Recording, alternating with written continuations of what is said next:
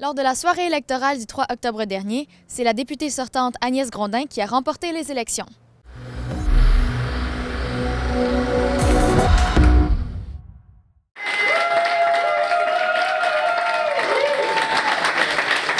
La candidate de la coalition Avenir Québec, Mme Agnès Grondin, a été réélue au cours des élections provinciales avec 45,1 % des votes dans la circonscription d'Argenteuil, soit un taux de 6,22 % de plus que lors des élections de 2018. C'est avec humilité que j'apprends que c'est moi qui sera la prochaine députée. Donc,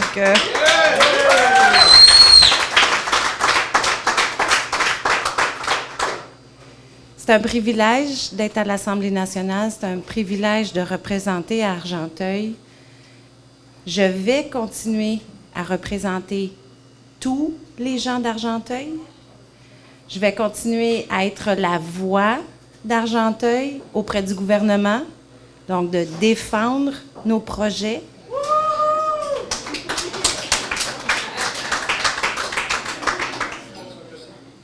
Je vais aussi continuer, et ça c'est vraiment intéressant, à soutenir le leadership, à faire rayonner notre région. Je vais continuer à soutenir les 17 communautés, les 17 municipalités, petites et grandes.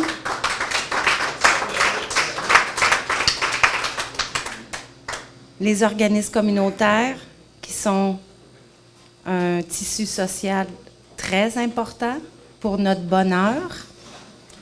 Les entreprises, les PME que j'ai découvert depuis 4 ans. Et les entreprises d'économie sociale. Je pense qu'on devra faire plus de place aux entreprises d'économie sociale. C'est une belle voie d'avenir. Pourquoi est-ce que vous pensez que les électeurs d'Argenteuil vous ont réélu? Bien, j'ai fait beaucoup de terrain. Hein. Je suis allée voir beaucoup d'entreprises, d'organismes. J'ai fait du porte-à-porte. J'ai parlé à beaucoup de gens. On m'a beaucoup dit que j'étais très présente, puis que j'étais partout sur le territoire. Je pense que ça, c'est une des raisons. Puis je pense que c'est une de mes forces, c'est de rassembler. Tu sais, moi, je veux travailler de façon constructive, je veux me faire rayonner Argenteuil. Je pense que c'est l'une des raisons pourquoi les gens m'ont choisi, là, m'ont réélu. Aux dernières élections, en fait, c'était un petit peu historique parce que vous étiez la première femme députée d'Argenteuil. Comment est-ce que ça a été votre expérience en tant que femme dans l'Assemblée nationale dans ce rôle-là, pendant les 4 dernières années? Moi, j'ai pas senti que j'ai été un homme ou une femme. J'ai pas senti de différence. Je l'ai pas senti dans Argenteuil non plus. Ce que je constate, par contre, c'est qu'il y a comme instinctivement, à travers, puis on le voit à travers différents dossiers comme Mourir dans la dignité, comme les dossiers d'exploitation sexuelle chez les mineurs, on le voit que les femmes sont comme plus transpartisanes. Ils ont plus envie de trouver des solutions puis de travailler ensemble. Puis ça, je l'ai constaté à maintes reprises. Donc, c'est ça que je souhaite pouvoir contribuer ou faire partie de ces groupes de femmes-là. Espérons qu'il y en aura beaucoup qui seront élus à l'Assemblée nationale, tous partis confondus. Lors de la soirée électorale de la CAQ dans Argenteuil, qui s'est déroulée au pub Code Rouge à la Chute, Mme Grondin a également remercié les candidats des autres partis. Aux candidats, je pense que c'est important. Durant cette campagne, il y a 8 partis qui étaient représentés dans Argenteuil. Cette diversité-là, elle est très importante. Au cours de la campagne, j'ai eu l'occasion de débattre sur différents enjeux. Moi, je veux remercier d'abord les organisateurs et organisatrices qui nous ont laissé cette chance-là de parler de toutes sortes de thématiques qui étaient importantes. Je veux aussi remercier les candidats et candidates.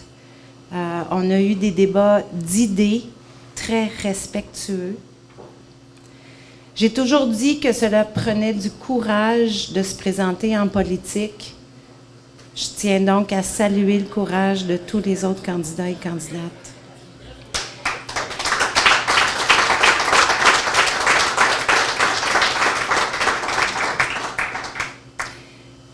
La belle chose, c'est que j'ai eu l'opportunité d'en rencontrer 6 de ces candidats-là et candidates.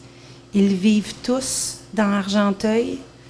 J'espère qu'ils vont continuer à s'impliquer pour le bien commun. Donc, merci de votre confiance. Vous dites que vous étiez content d'avoir pu discuter avec les autres candidats pendant la campagne électorale.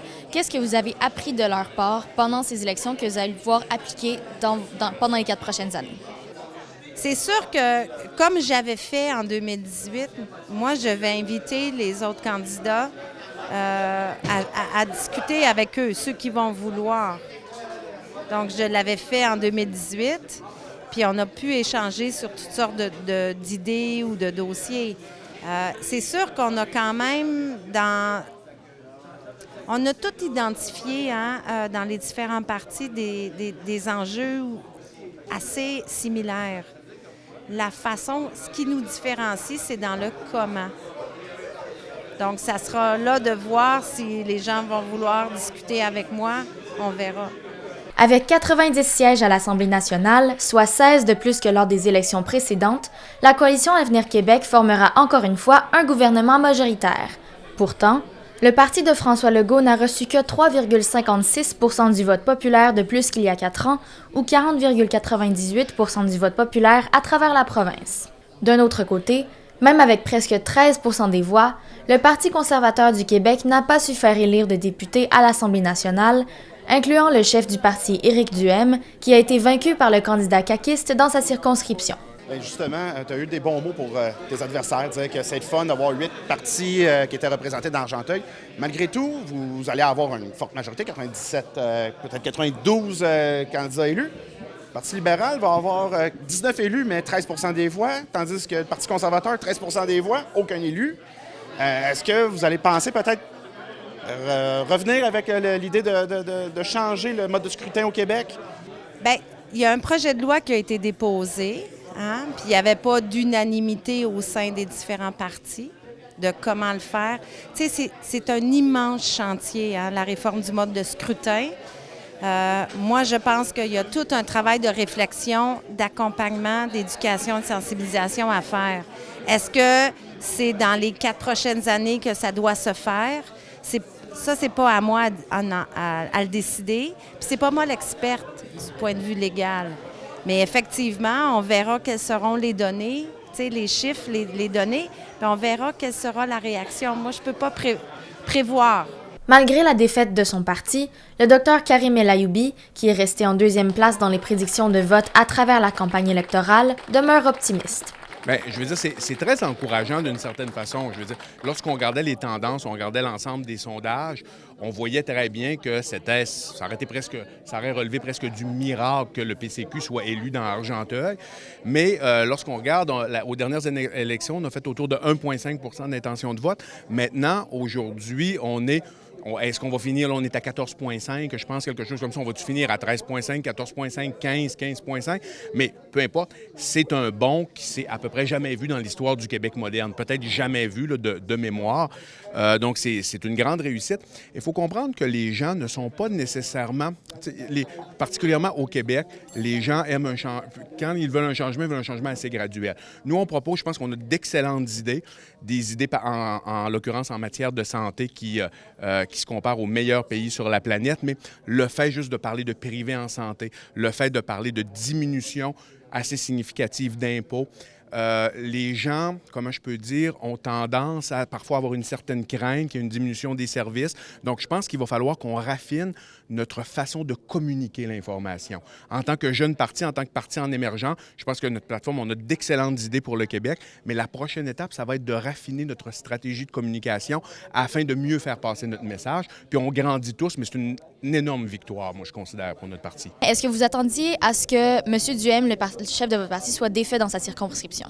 Non, pour ce qui est, on voyait que ça allait être très serré. Si on se fie, parce que quand on regardait les sondages, il y en avait qui le mettaient, si on regardait sur Québec 125, on le mettait très serré. Il y avait un autre sondage qui est sorti, je crois que c'était Main Street qui avait sorti, qui le mettait quelques points en retard. Lorsqu'on est à 4, 5, 6, 7 % d'écart, tout dépend de qui va faire sortir le vote. Donc, je me doutais que ça allait être très serré. J'espérais vraiment qu'il passe parce que je pense que lorsque tu bâtis un parti, parce qu'on s'entend, là, Éric Duhaime, c'est le cœur et l'âme du Parti conservateur du Québec. C'est lui qui incarne cette montée, c'est lui qui incarne le charisme là, du parti. Donc, c'est sûr que je suis très déçu qu'il n'ait pas passé, mais je me doutais que ça allait être serré. De quel côté ça allait aller, difficile à dire. Là, on vient du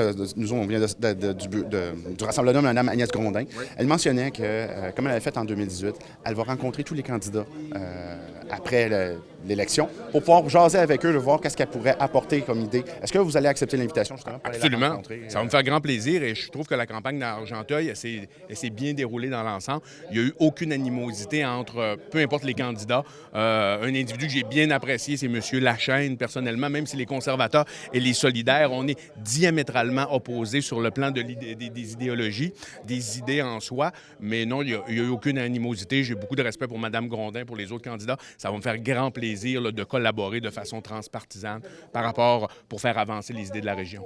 À la fin de la soirée électorale, le candidat du Parti québécois dans Argenteuil, M. François Girard, est arrivé en deuxième place avec 16,21 % des votes, suivi de près par le candidat conservateur qui a obtenu 14,72 % des votes. Au total, 64,17 % des électeurs ont exercé leur vote dans Argenteuil, un taux de participation d'1,16 % plus bas que celui de 2018. Voici tous les détails des votes dans la circonscription d'Argenteuil.